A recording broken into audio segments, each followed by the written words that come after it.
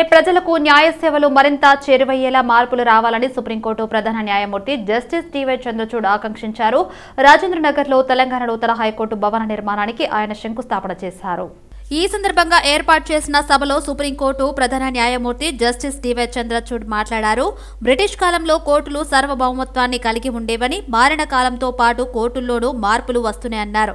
యువత వేగంగా మార్పులు కోరుకుంటుందన్నారు. కింది కోర్టుల్లోనే కాదు, హైకోర్టులోనూ మౌలిక సౌకర్యాల కొరత ఉంది. కొత్త హైకోర్టు కోసం చొరవ తీసుకున్న రాష్ట్ర ప్రభుత్వం హైకోర్టు సీచను అభినందిస్తున్న నూతన భవనంలో స్త్రీలు, దివ్యాంగుల వంటి విభిన్న వర్గాలకు సౌకర్యాలుండాలి. న్యాయ వ్యవస్థ విలువలు పెంపొందించేలా సీనియర్లు కృషి చేయాలన్నారు. సాంకేతిక యుగంలో కోర్టు కార్యకలాపాలకు ఇంటర్నెట్ను వాడుకోవాలి. ఇటీవల ఈ కోర్టు పథకంలో భాగంగా పలు చోట్ల ఈ సేవా కేంద్రాలు ఏర్పాటయ్యాయని పేర్కొన్నారు. ఈ కార్యక్రమంలో సుప్రీంకోర్టు న్యాయమూర్తులు justice PS Narasimha, justice PV Sanjay Kumar, high court CJ justice Alok Aradhe, పలువురు న్యాయమూర్తులు, న్యాయవాదులు పాల్గొన్నారు.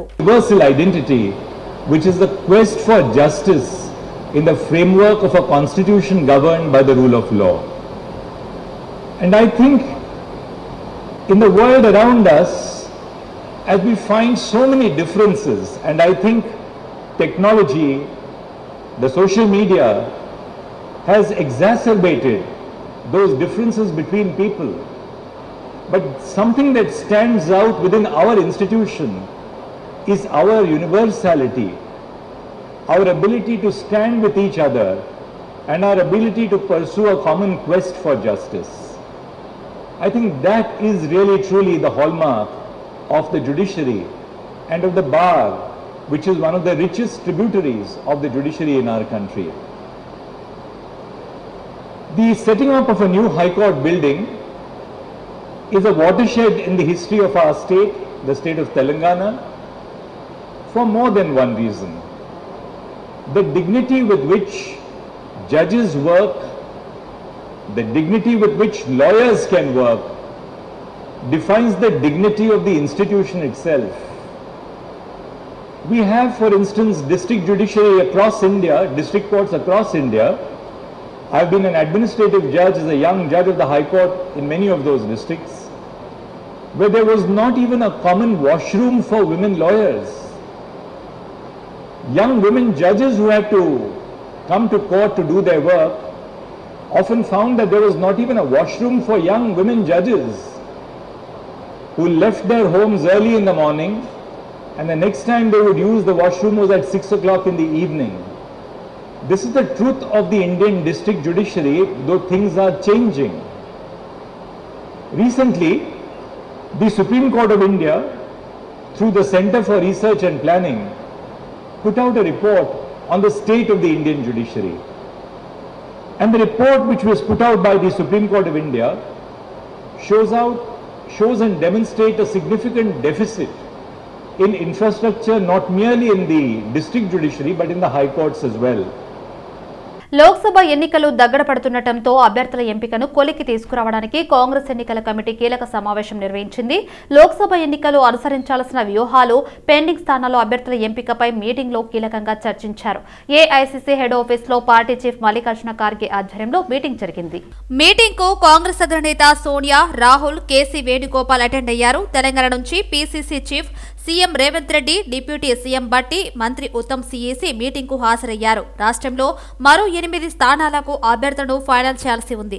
మొత్తం 17 సీట్లలో ఇప్పటి వరకు 2 విడతల్లో 9 చోట్ల అభ్యర్థులను ప్రకటించారు. పెండింగ్లో ఉన్న ఖమ్మం, భువనగిరి, నిజామాబాద్, కరీంనగర్, ఆదిలాబాద్, మెదక్, వరంగల్, హైదరాబాద్ స్థానాలకు ఇవాళ అభ్యర్థులు ఫైనల్ చేసే ఛాన్స్ ఉంది. పెండింగ్లో ఉన్న వాటిల్లో ఖమ్మం, భువనగిరిలో అభ్యర్థుల ఎంపికపై ఏకాభిప్రాయం కోసం ప్రయత్నిస్తుంది హైకమాండ్. ఈ 2 చోట్ల ఆశావాహులు ఎక్కువ మంది ఉండటంతో ఎవరికి టికెట్ ఇవ్వాలనే దానిపై తర్జన భర్జన నెలకొంది.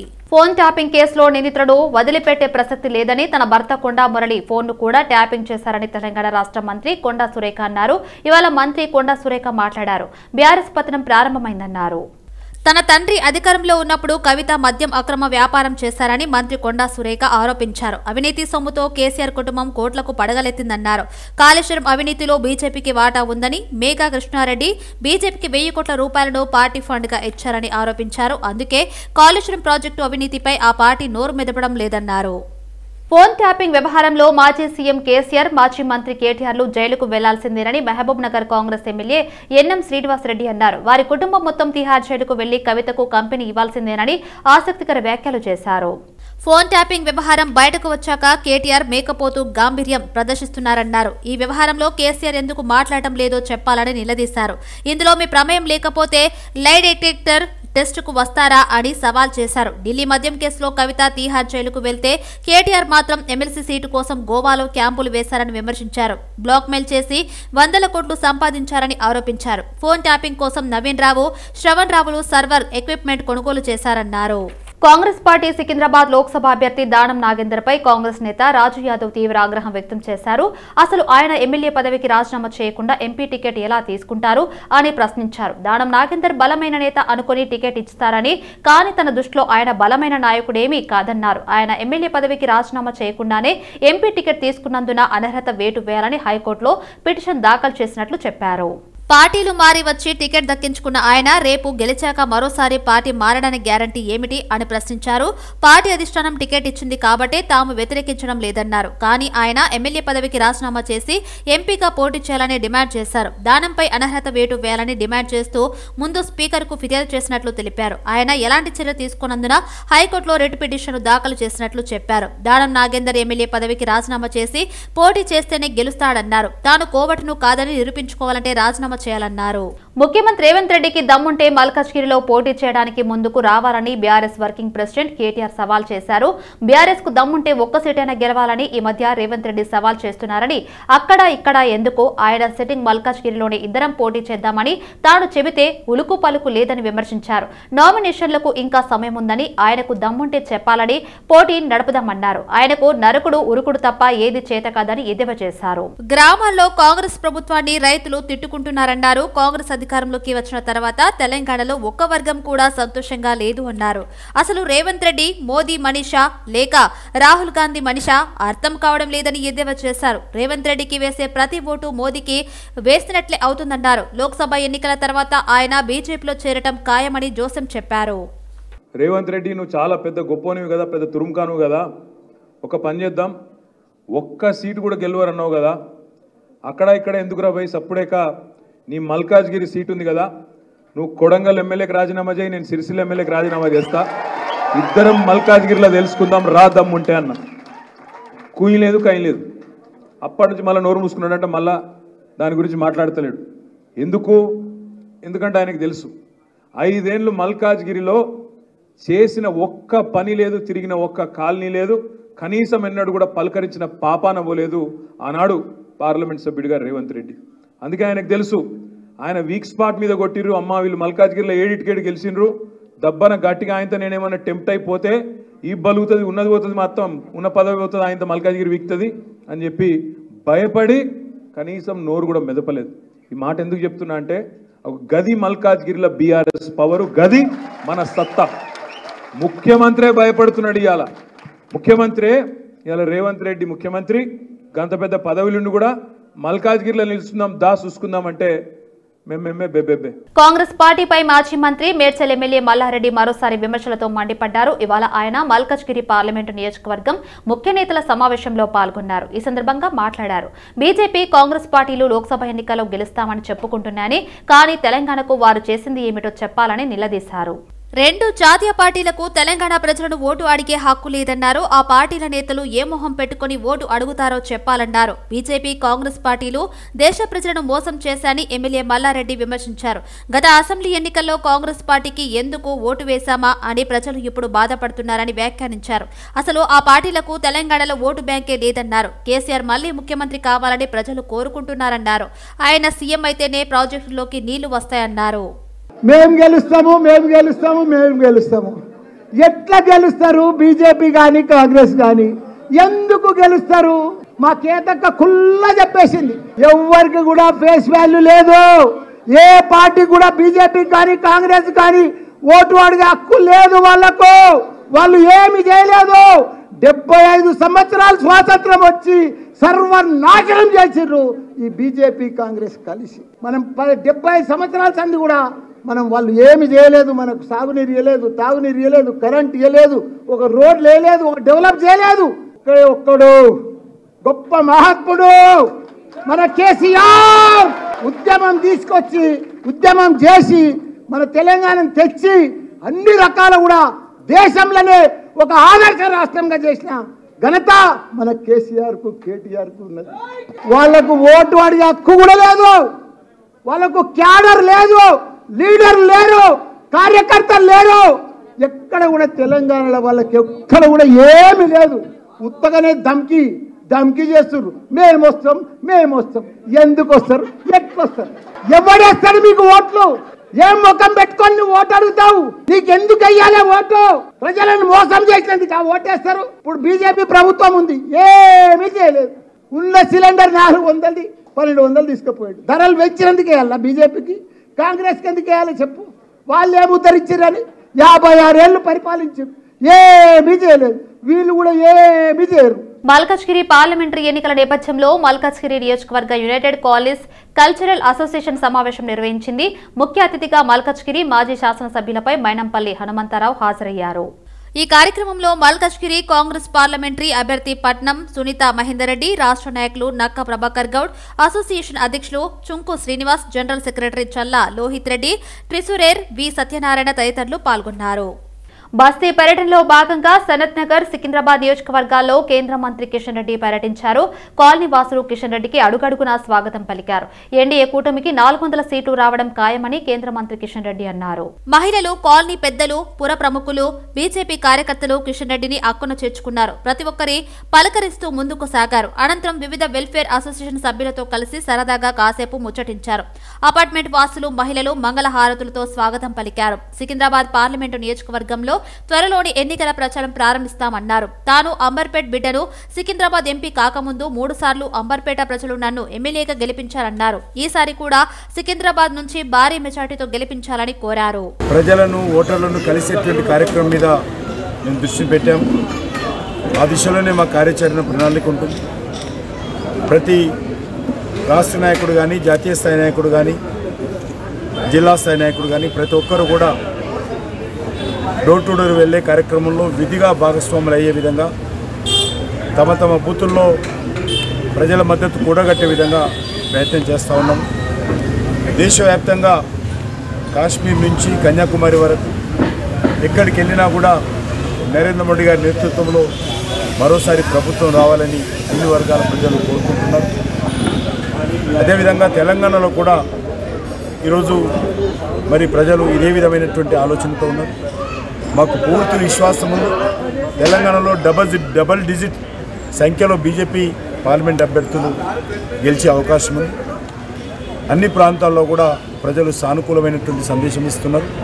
గతంలో వారు కాంగ్రెస్ కోటేసినా, బీఆర్ఎస్ కోటేసినా ఈసారి మాత్రం బీజేపీకి ఓటు వేస్తాం, ఈసారి దేశం కోసమే ఓటేస్తాం, ఈసారి నరేంద్ర మోడీ గారికే ఓటేస్తాం, ఈసారి దేశ అభివృద్ధికే ఓటేస్తాం, ఈసారి మా భవిష్యత్తు కోసం ఓటేస్తాం, ఈసారి మా పిల్లల భవిష్యత్తు కోసం ఓటేస్తాం అనే విధంగా ఈరోజు ప్రజలందరూ కూడా తెలంగాణలో కూడా మరి నరేంద్ర మోడీ గారిని మరి మరోసారి ప్రధానమంత్రిగా చూడాలని కోరుకుంటున్నారు.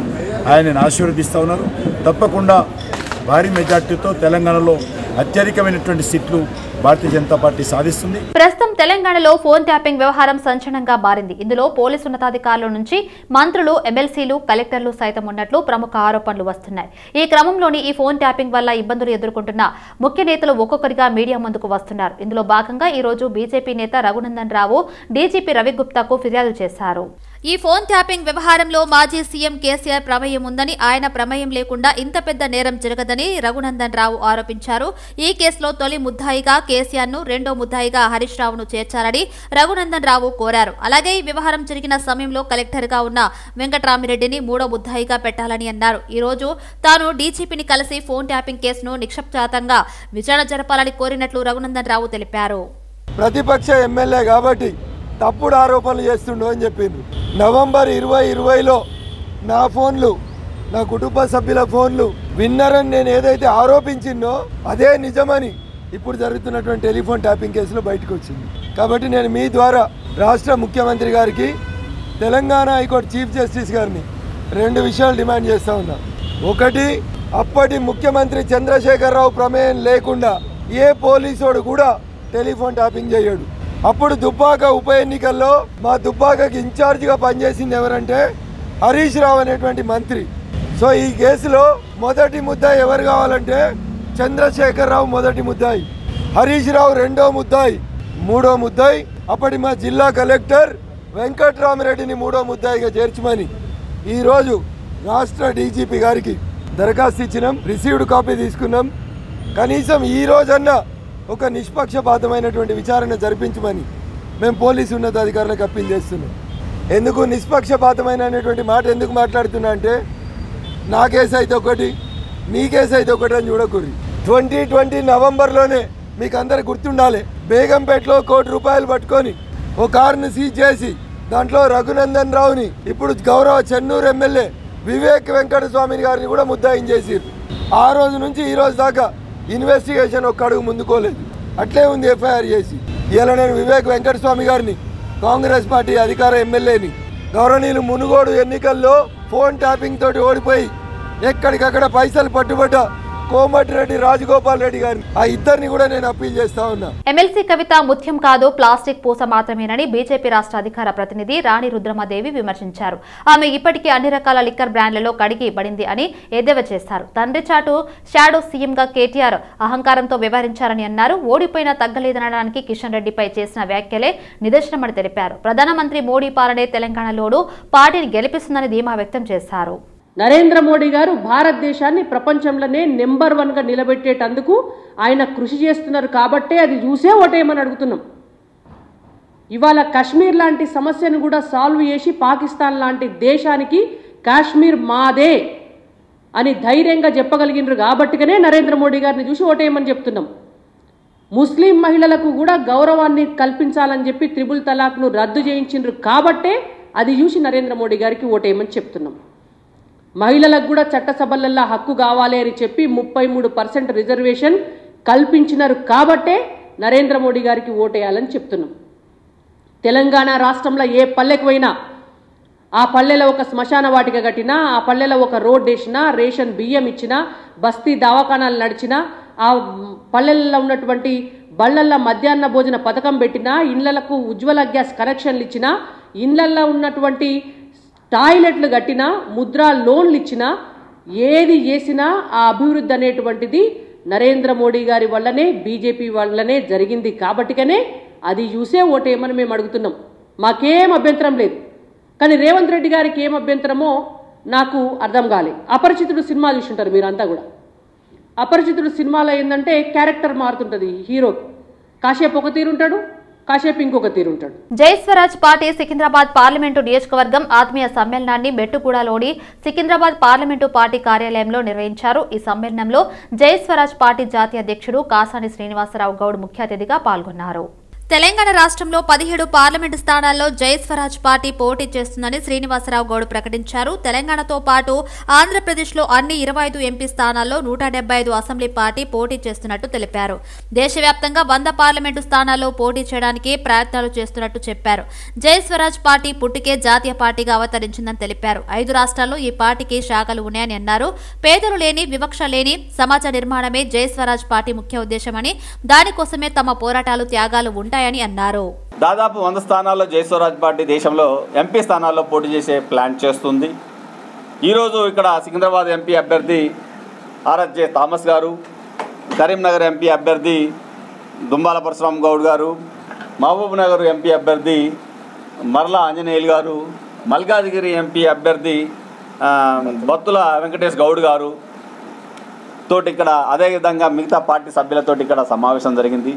జయస్వరాజ్ పార్టీ యొక్క ఉద్దేశం ఒకటే మిత్రులారా, పేదలు లేని సమాజ నిర్మాణం, వివక్ష లేని సమాజ నిర్మాణం కోసమే మా పోరాటం ఉంటుంది. అటువైపుగానే ఈ దేశంలో పేదలు లేని సమాజ నిర్మాణం కోసం మా పోరాటాలు, మా త్యాగాలు ఈ దేశం మొత్తము తిరుగుతూ చేయాలనేది మా సంకల్పం. ఎందుకంటే ప్రపంచంలోనే మన దేశాన్ని గొప్పగా చెప్పుకోవట్లే మిత్రులారా. అతి గొప్ప దేశము, అతి వనరులు పుష్కలంగా ఉన్నటువంటి దేశం భరతమాత, భరత భూమి, భారతదేశం. కానీ ఈ దేశంలో 75 ఏళ్ళు దాటిన తర్వాత కూడా ఏది పరాయి పాలన నుంచి విముక్తి పొంది 75 ఏళ్ళు దాటినా లేదా స్వతంత్ర రాష్ట్రంగా తెలంగాణ రాష్ట్రం ఏర్పడి 10 ఏళ్ళు దాటినా ఇంకా పేదరికం తాండవిస్తోంది. వైద్యం అందక చిన్నారులు చనిపోతున్నారు. విద్య దొరకక. మహేశ్వరం నియోజకవర్గ పరిధిలోని రామకృష్ణాపురం డివిజన్ ఆంజనేయ స్వామి దేవాలయంలో వార్షిక బ్రహ్మోత్సవాలు ఘనంగా నిర్వహించారు. మాజీ శాసనసభ్యులు తీగల కృష్ణారెడ్డి, సీనియర్ కాంగ్రెస్ పార్టీ నాయకులు బేరా బాలకిషన్, ఆకుల అరవింద్ కుమార్, చామల శైలజారెడ్డి, భూపాల్రెడ్డి, లింగస్వామి గౌడ్, పగడాల ఎల్లన్నకు ఆలయ కమిటీ మాజీ చైర్మన్, మాజీ ధర్మకర్తలు వేద బ్రాహ్మణులతో కలిసి దేవాలయంలో ఘనంగా స్వాగతం పలికారు. అనంతరం దేవాలయంలో ఆంజనేయ స్వామికి, దుర్గామల్లేశ్వర స్వామికి, కనకదుర్గమ్మ వారికి, కనకదుర్గమ్మ అమ్మవారికి ప్రత్యేక పూజలు చేశారు. ఈ సందర్భంగా మాజీ శాసనసభ్యులు తీగల కృష్ణారెడ్డి మాట్లాడారు. రామకృష్ణపురంలోని ఆంజనేయ స్వామి దేవాలయం చాలా పవిత్రత ఉన్న దేవాలయమని అన్నారు. గతంలో తాను శాసనసభ్యులుగా హుడా చైర్మన్ గా ఉన్న సమయంలో సరూర్ నగర్ రామకృష్ణాపురంలోని కాలనీలకు అనేక అభివృద్ధి కార్యక్రమాలు చేశారని తెలిపారు. ఆంజనేయ స్వామి దేవాలయం, కిలా మైసమ్మ దేవాలయాల అభివృద్ధికి ముఖ్యమంత్రి రేవంత్ రెడ్డితో మాట్లాడి నిధులు వచ్చేలా కృషి చేస్తానని తెలిపారు. రానున్న పార్లమెంటు ఎన్నికలలో తెలంగాణలోని అన్ని స్థానాల నుంచి పోటీ చేస్తున్నట్లు ఆల్ ఇండియా మహిళా ఎంపవర్మెంట్ AIMIEP పార్టీ వ్యవస్థాపక అధ్యక్షురాలు నౌహీరా షేక్ ప్రకటించారు. సోమాజిగూడలోని ఓ హోటల్లో సమావేశం ఏర్పాటు చేశారు. ఈ సమావేశంలో పార్టీ నాయకుడు జాన్ మాస్క్ తో కలిసి తొలి జాబితాను విడుదల చేశారు. హైదరాబాద్ పార్లమెంటు స్థానం నుంచి తాను స్వయంగా పోటీ చేస్తున్నానని నౌహీరా షేక్ తెలిపారు. చేవెల నుంచి ఇమాం హుసేన్, వరంగల్ నుంచి నవ్య, ఖమ్మం నుంచి శామ్యూల్, మెదక్ నుంచి రామచంద్రలు బరిలో ఉంటారని నౌహీరా అన్నారు. మతాలకు అతీతంగా ఆధ్యాత్మిక చింతనలో కొనసాగుతున్న వ్యక్తులకు పార్టీ నుంచి టికెట్లు ఇస్తున్నట్లు ఆమె తెలిపారు. ఇతర పార్టీలలో లాగా ప్రజలను మభ్యపెట్టబోమని ఎన్నికల కమిషన్ నిర్దేశించిన పరిమితిలోనే అభ్యర్థులు ఖర్చు చేస్తూ ప్రజల్లోకి వెళ్తామని చెప్పారు. సాంప్రదాయ రాజకీయాలకు స్వస్తి పలికి ప్రత్యామ్నాయ పార్టీలకు అవకాశం ఇవ్వాలని ప్రజలను అభ్యర్థిస్తామని అన్నారు. ఆల్ ఇండియా మహిళా empowerment party, justice for humanity, ये पार्टी जस्टिस के लिए फ़ाइट करने के लिए शुरू हुई और ये पार्टी कर्नाटका इलेक्शन 2018 में कंटेस्ट किया और तेलंगाना में 2023 में असेंबली इलेक्शन भी जो है 59 कैंडिडेट हमारे कंटेस्ट किए और ये पार्टी लोकसभा इलेक्शन 2024 कंटेस्ट करने को इंशाल्लाह जा रही है और ये पार्टी सारे लोगों को अधिकार देना चाहती है और ये पार्टी का मकसद है कि आज टिकट्स दिए, बहुत सारे बड़े बड़े पार्टियों ने टिकट्स दिए, कोई भी एक गरीब इंसान उसमें टिकट नहीं ले सकता, जो पैसे नहीं है वो इंसान टिकट नहीं ले सकता, जो चाहता भी है देश के लिए अच्छा काम करना, देश के लिए अच्छी सोच रखते हैं वो लोग भी टिकट नहीं ले सकते। और ख़ास कर से हमारी जो कमेटी है वो कमेटी इन बातों को सोची है और देखी है कि देश के जो उलमा हैं, जो पंडित हैं और बहुत सारे जो क्रिश्चियन चर्च चलाने वाले बहुत सारे लोग हैं जो ये लोगों की खिदमत करते हैं, बग़ैर किसी एक्सपेक्टेशन के, बग़ैर किसी पैसे के लोग खिदमत करते हैं, तो उनके लिए भी पार्टी ने जो है एक 30% सीट्स को रिज़र्व किया है कि वो भी अगर चाहते हैं यहाँ कर लोगों की इंसाफ करें, लोगों के लिए भलाई पहुँचाएँ, तो 30% टिकट जो है उनके लिए हम लोगों ने जो है मुकर्रर किया है और मोर देन 50% टिकट जो है महिलाओं के लिए ये किया है कि कोई भी पार्टी महिला को जो है 5 टिकट, 6 टिकट, 7 टिकट दे रही है, मगर महिला एम्पावरमेंट पार्टी महिलाएं अगर आगे आते ही, जैसे 33% रिजर्वेशन बिल तो पास हो गई, मगर उसको इंप्लीमेंटेशन के लिए महिलाएं। సంగారెడ్డి జిల్లా పటంచెరు నియోజకవర్గం బొల్లారం మున్సిపల్ కార్యాలయం ఎదుట ఖాళీ బిందెలతో మహిళలు బైఠాయించారు. 2వ వార్డు కౌన్సిలర్ గోపాలమ్మ ఆధ్వర్యంలో బీసీ కాలనీ వాసులు ఆందోళన చేపట్టారు. వచ్చే పార్లమెంటు ఎన్నికలను బహిష్కరిస్తున్నట్లు ఈ సందర్భంగా మున్సిపల్ కమిషనర్ నిర్మలారెడ్డి వినతి పత్రాన్ని కాలనీ వాసులతో కలిసి కౌన్సిలర్ గోపాలమ్మ అందజేశారు. బొల్లారం మున్సిపాలిటీ 2వ వార్డు బీసీ కాలనీ 1983లో ఏర్పడిందని, కానీ నేటి వరకు మౌలిక వసతులు కల్పనలో గత పాలకులు కాలనీలో ఉన్న 600 ఇండ్లు, 4000 మంది ప్రజానీకాన్ని నిర్లక్ష్యం చేస్తున్నారని ఆమె వాపోయారు. విద్యుత్ వ్యవస్థ సరిగా లేదని, అభివృద్ధి చెందుతున్న సమయంలో కూడా నేటికి వీధి లైట్లు సరిగా లేని కాలనీగా బీసీ కాలనీ మాత్రమే ఉందని చెప్పారు. సీసీ రోడ్డు, అంగన్వాడీ కేంద్రం, Basti Dawakhana, community hall, ration shop, park నోచుకోకపోవడం బీసీ కాలనీ యొక్క దుర్భర స్థితి అని చెప్పారు. రోడ్లు చాలా ఘోరంగా ఉన్నాయి. ఆ రోడ్లు వర్షాకాలం వస్తే అడుగు తీసి అడుగు వేయరాదు. మాకు చాలా ఘోరంగా బురద తిని బురదలు కక్కినట్టున్నది మాది. మా పరిస్థితి 20 సంవత్సరాల వస్తుంది, 25 సంవత్సరాల వస్తుంది, ఇదే పరిస్థితి మాది. ఎప్పుడు ఒక్కరు కూడా ముందుకు వచ్చి మేము బాగా చేస్తాము, మేము పట్టించుకుంటాము, కట్టాలా కరెక్ట్గా, ట్యాక్సీలు కట్టాలా కరెక్ట్గా, అన్ని కట్టాలి మేము కరెక్ట్గా. మరి అన్ని కట్టినాక మరి వీళ్ళు చేయకపోవడము